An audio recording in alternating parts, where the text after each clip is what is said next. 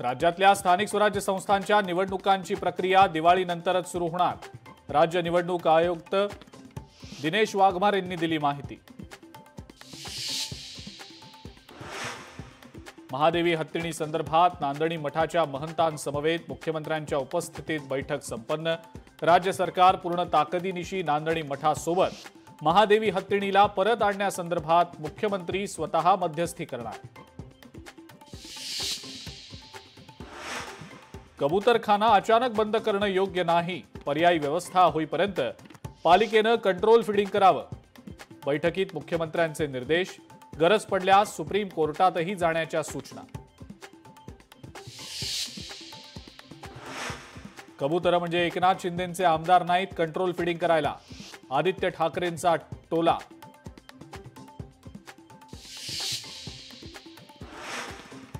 ओला उबरच्या धर्तीवर सरकारी ॲप येणार. एसटी महामंडळ हे ॲप चालवणार. परिवहन खात्याचा मोठा निर्णय. विधिमंडळ अधिवेशनातल्या राड्या प्रकरणी उद्या दुपारी 2 वाजता विधिमंडळ अधिकाऱ्यांची बैठक. अनेक अहवाल येतात पण काहीही होत नाही. विधिमंडळातल्या राड्याच्या अहवालावर संजय राऊतांची प्रतिक्रिया.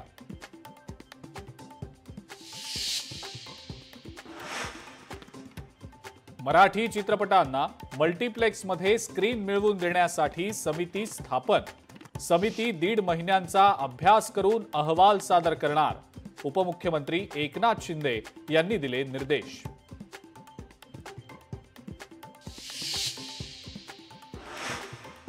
अजित पवार मुख्यमंत्री होईपर्यंत गप्प बसायचं नाही. हसन मुश्रीफ यांचं वक्तव्य. अजित पवारांना मुख्यमंत्री करणाऱ्यांना शुभेच्छा. हसन मुश्रीफांच्या वक्तव्यावर संजय राऊतांचा खोचक टोला.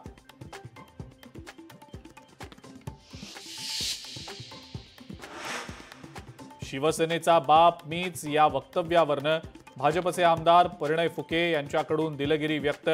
माझ्या वक्तव्याचा विपर्यास करण्यात आला. परिणय फुके यांचं स्पष्टीकरण.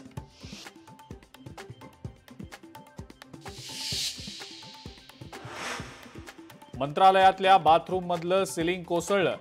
तळमजल्यावरील बाथरूमचं सिलिंग कोसळलं. सुदैवानं कुणालाही दुखापत नाही.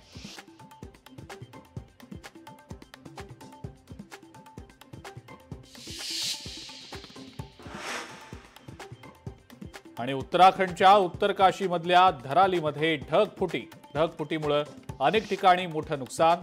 आतापर्यंत 5 जणांचा बळी गेल्याची ही माहिती.